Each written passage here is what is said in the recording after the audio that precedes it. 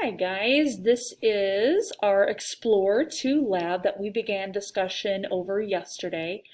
Remember, this lab was called Crystallization of Igneous Rocks. So I introduced you to a chemical yesterday called phenyl salicylate. I took phenyl salicylate, I placed it into a beaker. As you can tell by listening, it is a solid. So placing this into a beaker, off the screen I have a beaker of hot water, approximately 70 degrees Celsius, which converts to about 60 degrees Fahrenheit.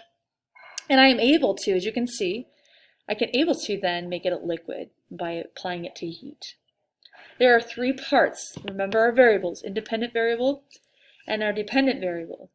So our independent variable was the cooling method. So I'm going to model that for you now. I take a microscope slide and I am going to place, and then I'm going to determine how long it takes for the crystals to form room temperature, over hot water, and over ice. So what I do is I place a few drops onto my slide like that, and this one is just going to be set on my tray in front of me. Then I'm going to take my hot water that I prepared. I'm going to place this into my styrofoam cup.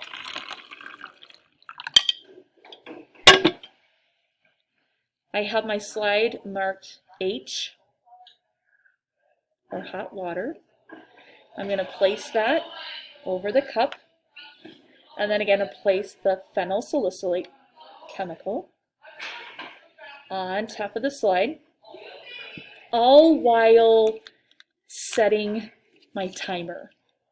And I've already done this, and I have samples for you to see in class. We will get out the hand lenses and we'll look at the crystals that form. Ice is my next cooling method. I take the slide marked I, ice. Again, you can tell I don't have any ice. We're going to use our imagination. Place ice inside of there, set it down, and place the slides. Place the slide on the ice. And then again, all that time, the time or the amount, the time that it takes for the crystals to form is my dependent variable. I am in control of the situations. Room temperatures on my slide, on my tray, my hot water, and then using our imagination, ice.